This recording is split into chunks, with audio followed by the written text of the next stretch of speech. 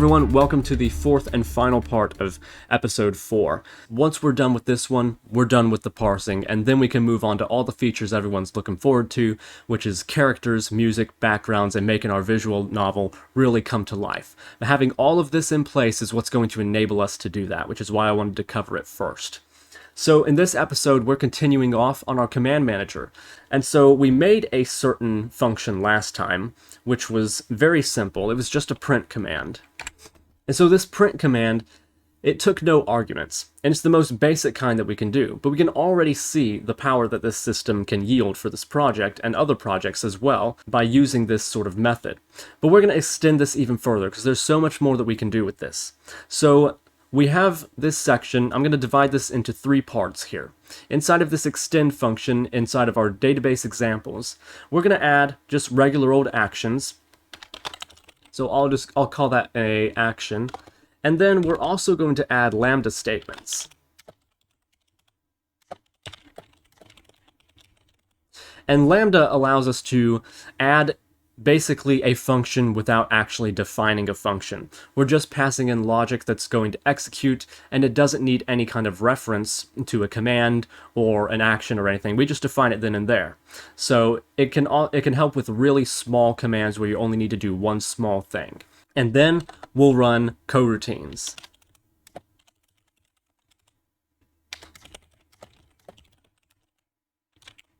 All of these together are going to make this system very versatile.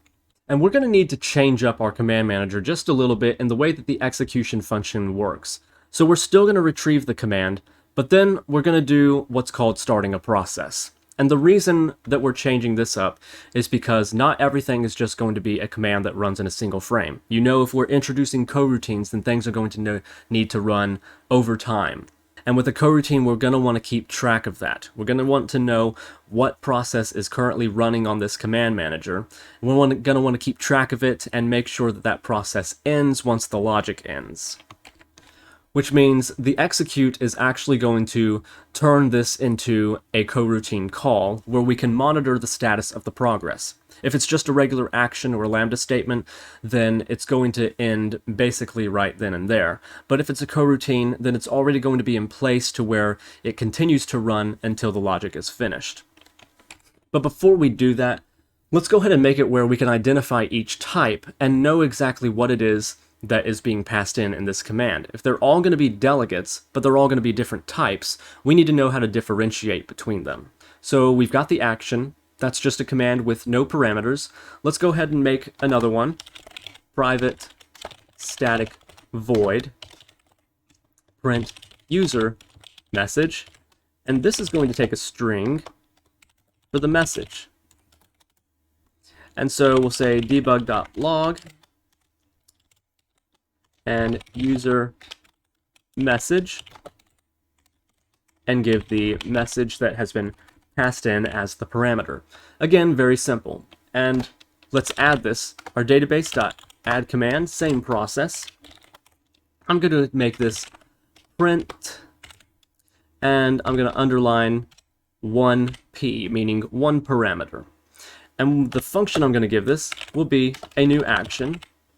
But then, inside of brackets, I'm going to specify that the parameter that it will take is a string.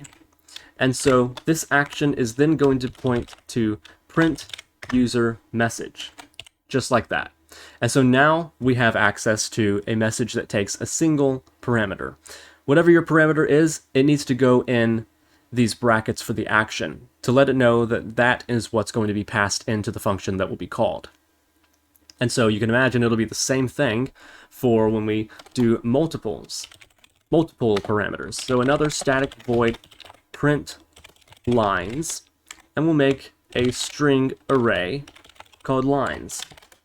And then for each string line in lines, debug.log, let's define an integer I equals 1 to know which one is what. Specify the integer and increment it in the same call, so that way it'll update for each line, and then print the line that was passed in. Another simple function.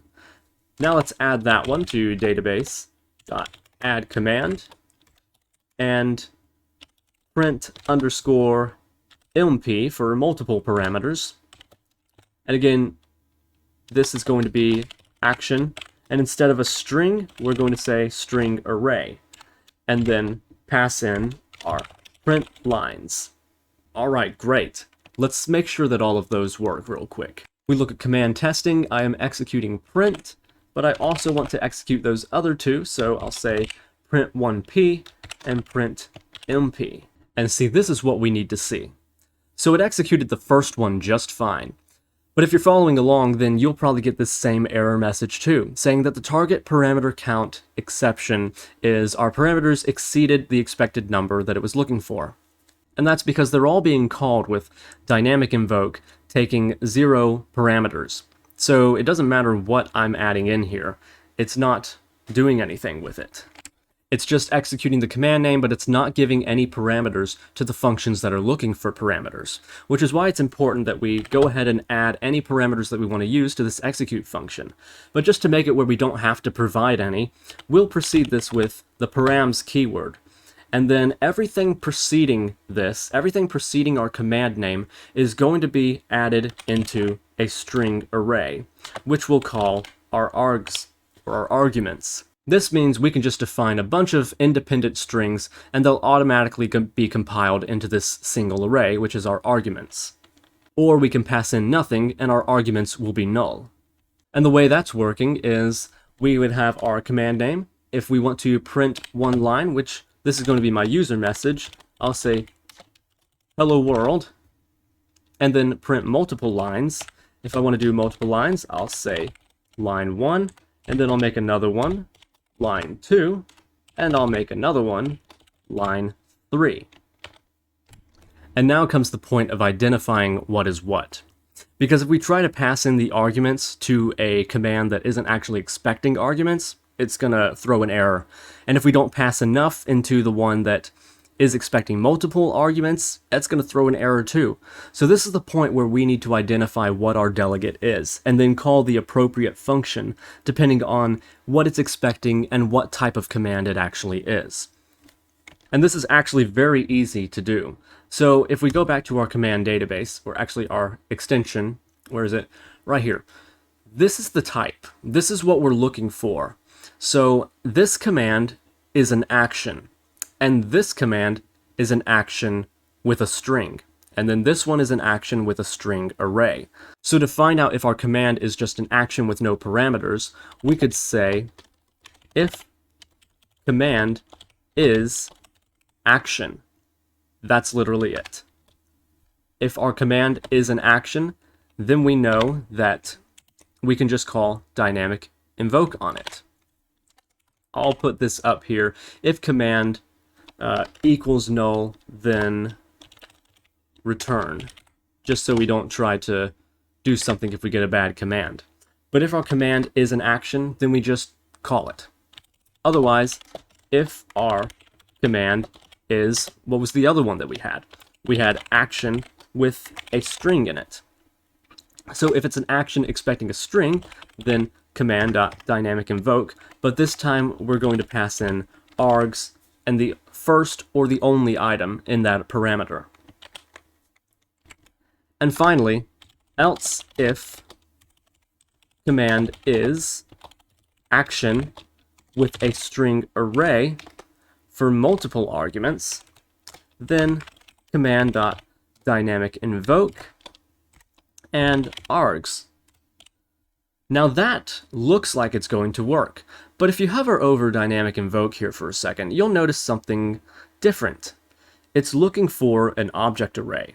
So what we will do instead is precede this with object. So now with these in place, let's rerun that test script and see what happens. As I run it, you see all of our commands executed one after the other. So we had the one print the default message, we had the other one print my hello world custom message, and then the third one printed every single line that I passed into it. This is how we can call regular old commands that we have defined within the extension class by passing them into the database. But now there's lambda, And we'll take a look at that one so that we don't have to define functions for very small executions. So back in our extension, let's go ahead and add a new entry, database.add command. This one's going to be called, I'm going to call this lambda, and then we're going to specify a new action. But instead of passing in a reference to a function like this, we're going to define an expression inside of our action.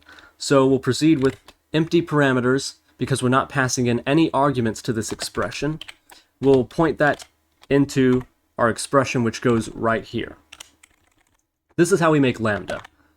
And inside of here, I'm just going to do basically the same thing I did here. I'm going to copy this and paste that inside of there. And now we've essentially got the same thing here as we do here, only we didn't have to define a standalone function for it. And this can be useful, like I said, for small things that you want to run. So printing a default message to console from lambda command. Okay, and then it's pretty much the same thing for the other ones. We'll do database.add command, call this lambda underscore 1p, say new action, and inside of the action, I'm going to have the argument that we'll pass in, but we need to make sure, just like we did for up here, that we specify this is an action with a string in it.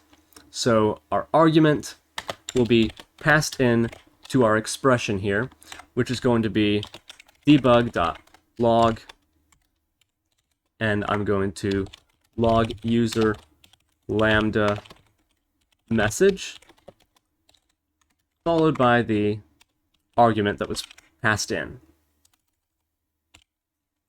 And we'll do the same thing for the last one, .add command, lambda mp for multiple lines. You already know how to do this, but I'm just doing it anyway. And then string array. So inside of here, we're going to specify args and pass all of those arguments into the expression. But I missed a parentheses there. So we'll have that point into the expression here, which this is going to be debug.log, and I'm going to log string.join, join every single one of the arguments by a comma and space.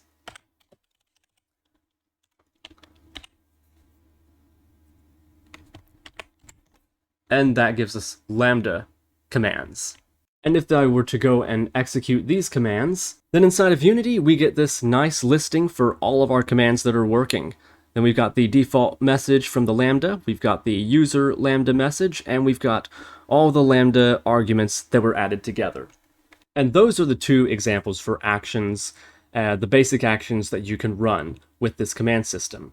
That in and of itself is good enough to do a lot of what we need to do, and really basically everything that we need to do for the visual novel, unless you want to wait for certain commands to finish, or you want to just start long-running processes for whatever reason.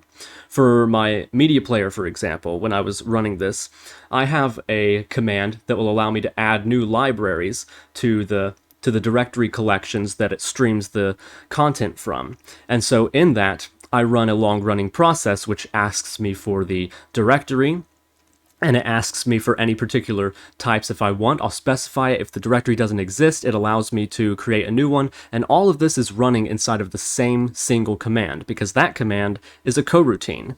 And so we have the ability to add coroutines to here as well with our database holding delegates, but we have to do it in a slightly different way.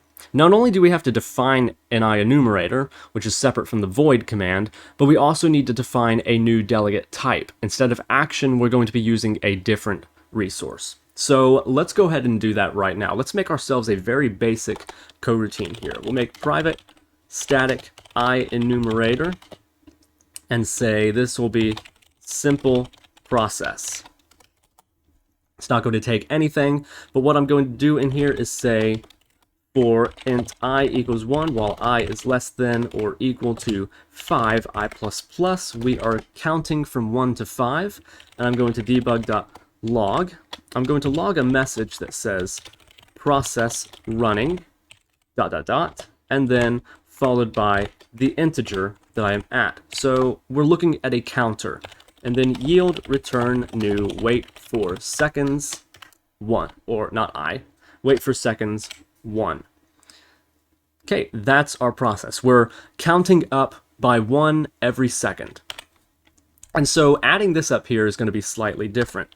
We can still reference database.add command, and we can still call it with a regular name, which I'll call process, and that'll be it. And then what we're going to do here is we're going to make a new, and this is going to be a func. I think I told y'all on the funk tour you had to say funk with a nasty face. All right, so we have our function. That's what this is basically allowing us to do. And inside of these brackets, we're going to specify that this is an I enumerator. Okay, so when we define this, now we need to give it a reference to the coroutine that we're trying to pass in, which in this case is simple process. There we go.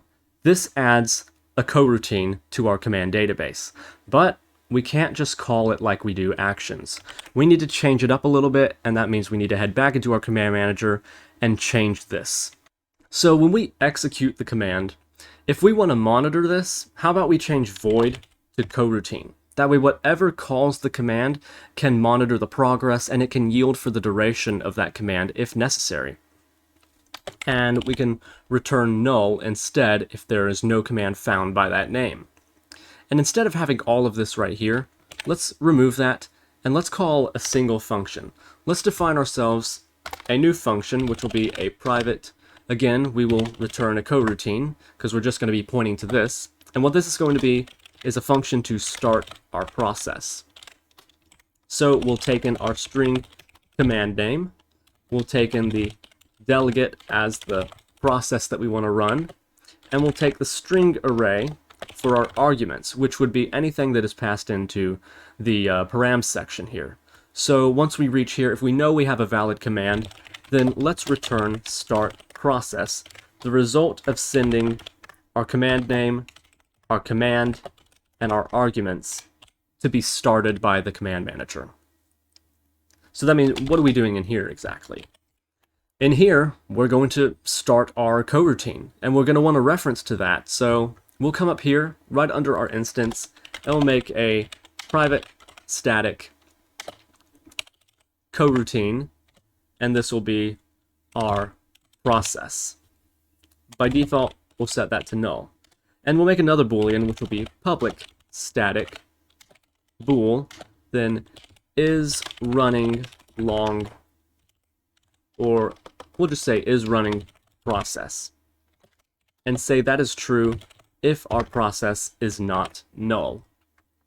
Okay, so then obviously when we start a process, maybe we'll want to stop the current process that's actually running. Let's make ourselves a new void called stop current process, and say if process is not equal to null, then stop coroutine process, and then process equals null. So before we start anything, let's make sure that we're not running anything. Stop the current process, and then we need to start the new process. So this is just the function that's returning the process, so let's define it down here below. The private, that's a new one, I enumerator, and we'll call this running process. And what this is going to take is our delegate, which is the process that we want to run, and the string array for our arguments. So when we start the process, we're going to say that process equals start coroutine, running process, and we want to start the process that we're rolling. But we have a little naming issue here. Let's change this from process to command, And then so we want to start the command, and we want to pass in any of the arguments that it's going to run. And once we've started that, we're just simply going to return the process. Okay, so all of that's looking good so far, and now all we need to do is start this process and get it rolling. There are two things we're going to do in here. First off, we're going to call the command and make it start. And if it's looping, then we want to just yield for the duration of it. And then the main thing that we want to do, which is why we are not just starting the process directly, but we're starting a coroutine to start another coroutine, is because we want to make sure that at the end of the process, that our process reference becomes null. And if we were just running the coroutine straight from the extensions, we would have to define something to terminate the process at the end of every coroutine. So instead, we run the process inside of this process, essentially an encapsulation method here, and we will make sure that at the very end of it, our process, again, let's change that name, then our process, so we get the static field up above, equals null. But what we do before we do that is we execute it. And if it's a coroutine, we need to wait for it to finish. So one more coroutine we're going to make, and this is going to be waiting for process to complete. Once more, we'll just copy these variables. We'll pass that in here. And before we terminate the process, we will say yield return waiting for process to complete, pass in our command, and pass in our arguments. So in here is where we need to perform our check on the delegate to see what kind of type it is. We have actions, and then we have those functions with the IEnumerators. So let's first check if it's an action. So let's look if command equals, or not equals, is action. If it is an action, then we want to say command dot dynamic invoke with nothing. Else if command is action with a single string, then command dot dynamic invoke with args 0. Otherwise, if our command is an action with a string array, then command dot dynamic invoke, convert this to object array, args. That takes care of our regular commands. And then, of course, we've got our IEnumerators. So we need to also look for those as well. And this is where we differentiate just a little bit. Else if command is func with the IEnumerator. If it's that, then we want to yield return, and we want to convert this into that function, into that IEnumerator, and call it. So inside of these parentheses, we will say func, the type that we want to convert it to. We're going to cast this, this command to this data type. And we'll say command, so that converts it into this format. But let's put that inside of parentheses because we also want to add the call procedure right outside of there. So we get the command and we call that coroutine. So we are now yielding for however long this is going to take. So let's just do the same thing for if we have parameters. And you could probably do this. You already know exactly how this is going to work. So we're going to define our string inside of here, and then we're going to convert that into a string, and we just need to pass in args 0. And then for here, we'll make our string array. Again, make our string array, and then pass in our arguments. And we don't need to convert that into an object array because this is converting it straight into the coroutine. It's not using dynamic invoke. That way we can just pass it in directly, and it's all good. So there we go. No matter what our command is, whether it's a regular function, whether it's lambda, whether it's a coroutine, it's going to run here, and the command manager is going to wait for it to finish before it says that it's done. And with that taken care of, let's go ahead and make sure that all this is working again. But let's also go and add in those coroutines that we made. Or didn't we only make one? I think we did. If we step into examples, yeah, we only made the one. So let's go ahead real quick and just make a couple new coroutines.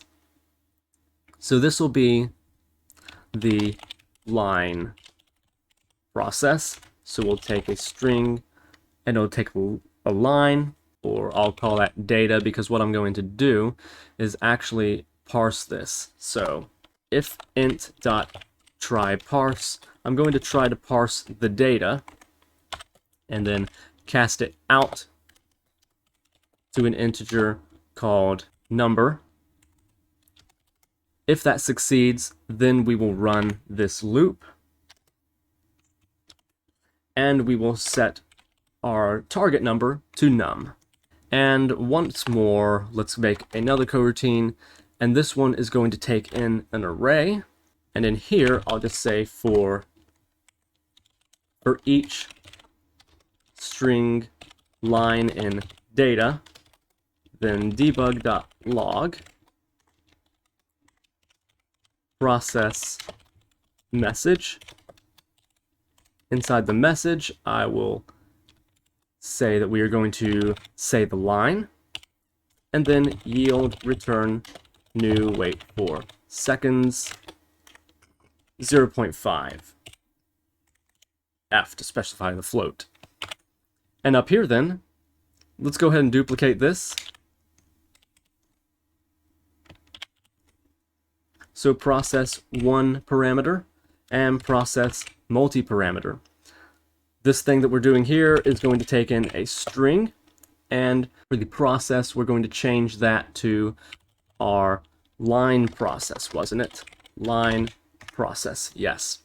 And then this one was, oh, that's also line process. Let's call this multi-line process. And call this multi-line process, and change this to take a string array. Then in dialog testing, once more, let's go ahead and copy these, and now make it where it should run our coroutines. So process, then process 1p, and process mp. This should be a number, which we'll make 3, and then we'll call it process line 1, and then make that process line 2, and that process line 3. And so we don't run all of these together. Let's go ahead and demonstrate how we can wait for these commands to finish. So I'll make an IEnumerator called running. Inside of start,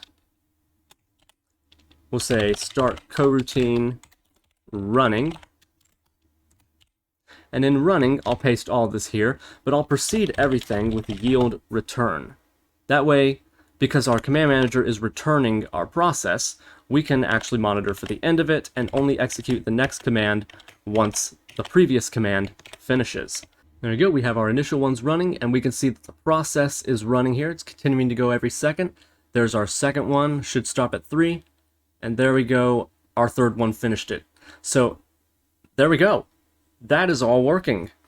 So as a demonstration to show just what we could do to access real-time objects inside of the scene, I made a special example of a coroutine here, which moves our temporary character on screen. I've called it move character demo, and it's calling this coroutine, which takes a string, and it calls this coroutine to move the character. So if we look at that, it's taking a string to determine which direction I want to move, whether that be to the left or the right of the UI.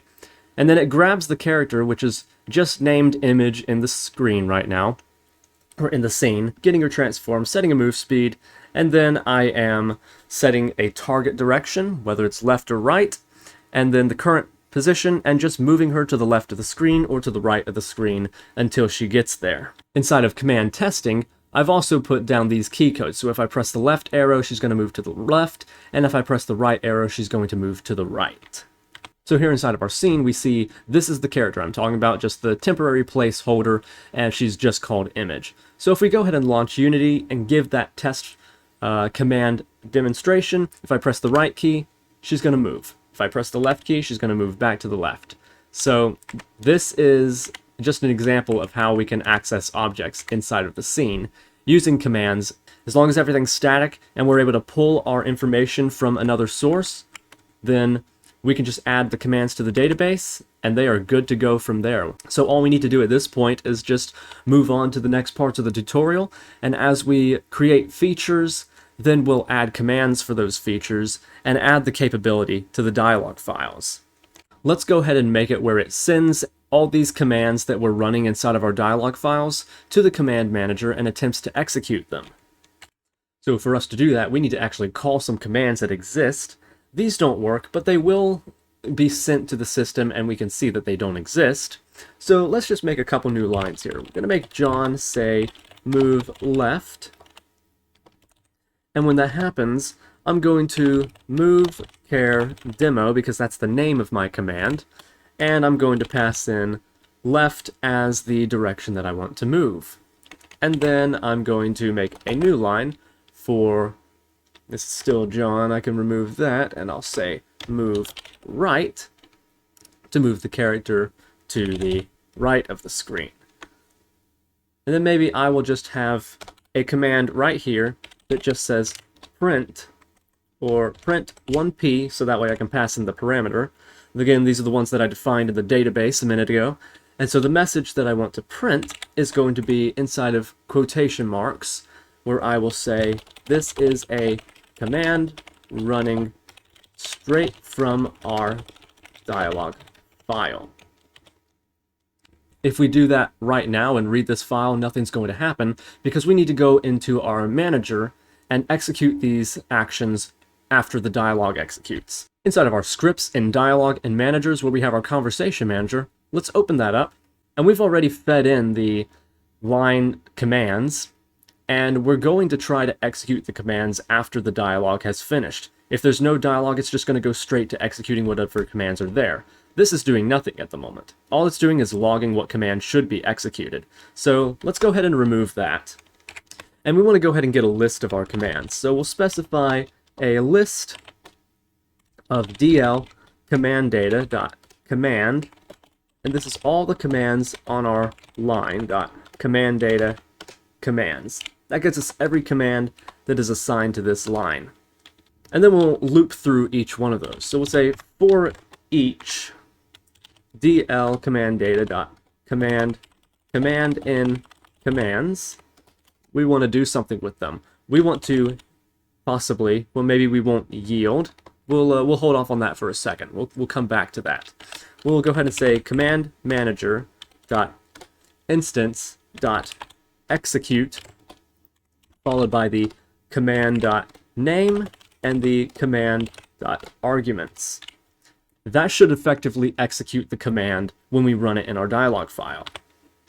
What we're going to need to do first is come into our test dialog files and go ahead and comment out this section and make it where we are sending all of the text that we're pulling from file back to the dialog system so it can reach that conversation manager again. And next thing we want to do is make sure that the right script is actually selected so that way we can run this. So let's open the console and see what happens. Okay, cool. So right off the bat, we see it's parsing the line, which is just the command, and we indeed have that command execute. We get user message and the message that I passed in. So it read that directly from our dialog file, sent it to the command manager, it found the command of that name, print1p, and executed the logic, which gave us this message. So John has now said move left. Our character is still sitting here because technically the dialog portion is not finished yet until we click. And there we go, we moved the character, and now John wants to move the character to the right, so dialogue's done. As soon as I click, she's moving to the right. And when we hit a line that has a command that doesn't exist, we do get that error. Play song does not exist in the database. Set mood doesn't exist in the database. And as we go to more and more, we get all these commands that are not found, but it is seeing them. And it is running them to the command manager, and we saw the ones that we did define are working perfectly. Now, the one thing that I might want to change is I want the commands to run immediately when the dialog finishes. For if they're going to wait until we click after dialog has finished, then they may as well be on their own separate line. But if they're paired with a dialog line and they are at the end of dialog, I want them to execute at the very end of the dialog that's rendered on screen. So let's change that real quick. And this is simple enough to do if we come back into our conversation manager. So when we're running dialog, it's going to build all the segments, and it's going to wait for us to click for each one of those, and once it finishes the last segment, then it moves on to this point where it's waiting for us to click, and that's what's holding up our commands. So instead, now that we have commands, we can remove that line. So once it finishes the last segment, it's going to immediately end and try to run the commands, and then we will go ahead and wait for user input, so that way we can proceed to the next bit of dialogue that is after this, that is the next line in the file. But this is going to hold us up if our line doesn't have any dialogue. So once we're finished, once we've run our commands, let's do a check and see if we have dialogue again, because we only need to wait for user input if there was dialogue rendered to the screen. Otherwise, if we've just hit a command line, that's not going to run, but this is going to run and that's going to run. So it's going to wait for user input even though we don't have anything on the screen. So instead, let's run another check if line dot has dialogue one more time. And only if we have dialogue, and then we had a last segment that ended, then we'll wait for the user input. That way we're not held up on start or on a command line. Okay, so John immediately said move left, and we did move left. Let's see, move right, and it immediately goes to the right as soon as that dialogue ends. Perfect. Now, about yielding for the coroutines. If we wanted to do that, there may be certain situations where we want to wait for a command to finish before we move on to the next command. And that's totally possible here. Instead of when John says move left, then we can say something else like move left and then right. And so we'll actually pair these commands with each other, separate by that comma that the parsing system's looking for. But if we try to do this, what do you think's going to happen? It's going to hit the command, try to go left, but then immediately try to go right and cancel the former operation. So we only go with the latter command that's been run in this instance. And that would cancel out everything previous to the last coroutine command. So that is not what we want to do. Instead, let's change it up a little bit. So that way, when we create our commands, we can specify whether we want for the system to wait for this current command to finish before moving on to the rest. And we'll do this by preceding the command name with square brackets and just say wait. So we're going to wait for this command to finish before we move on to this one. Now that functionality is not currently present, and that changes how our command name is read. So we need to briefly go back to our command data. So in our command data, inside of this struct, we have our name and we have our arguments. Let's add one more, which is going to be a boolean for wait for completion. And we want to change it up so where when we get our name, we need to evaluate if it has the wait command preceded in it. So let's define that up here as well with a private constant string, which will be our wait command ID.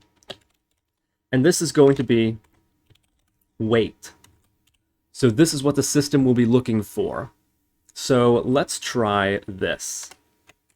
After we get our name, let's see if the name has this command in it.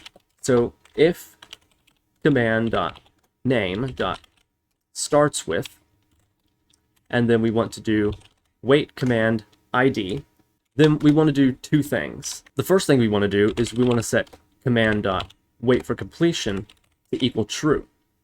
Otherwise, then command.wait for completion equals false. And additionally, we need to change our name now.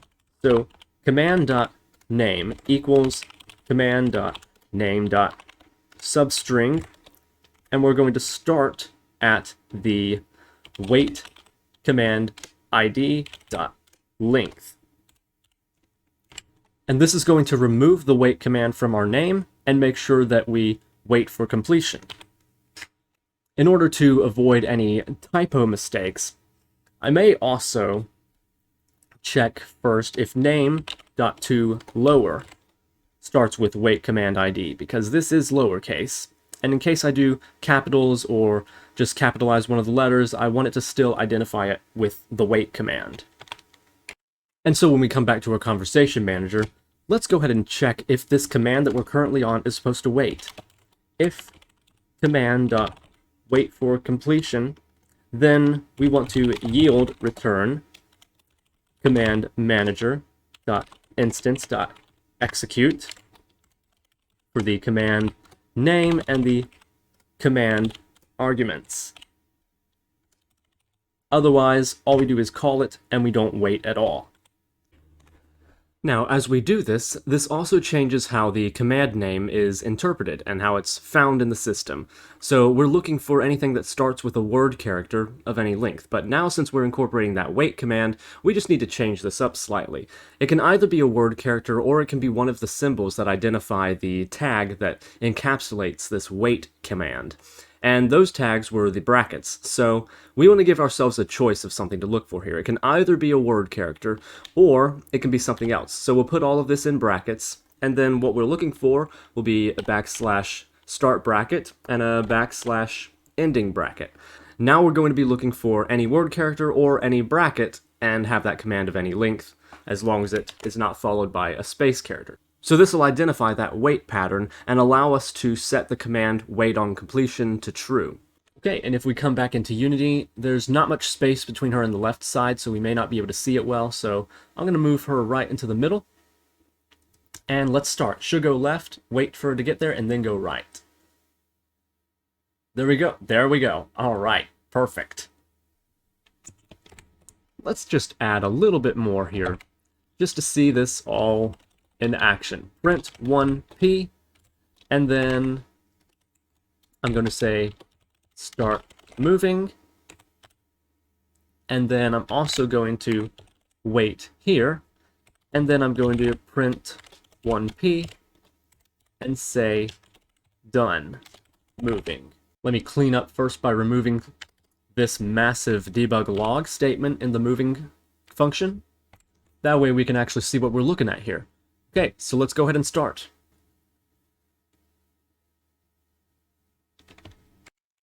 I accidentally made a typo here.